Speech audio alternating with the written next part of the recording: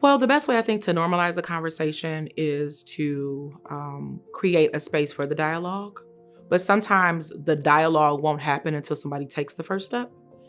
In my particular case, I come from this huge family that is huge on support. We love and we love hard, but we also had a tendency to isolate within the family instead of insulating. So after going through some things in my childhood, even in, as a young adult, and then, as an adult, there were some traumatic experiences that I went through. I made a decision that I needed to go to therapy for myself. And my father was opposed to it. And I think he was opposed to it because he didn't understand it, because it had not been a conversation. Come to find out, as I'm going through it, I had other cousins that were in therapy and they didn't tell each other.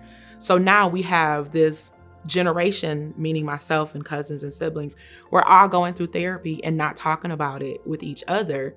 Not saying that you have to disclose what you're in therapy for, but that conversation would have helped to normalize what each of us were doing. No one of us would have felt like it was only us. And we would have been able to support each other in the journey. So once the conversation started happening, then those that were opposed to it started realizing like, okay, maybe this is something I should consider. No one in my family went to therapy. So it was something new for me.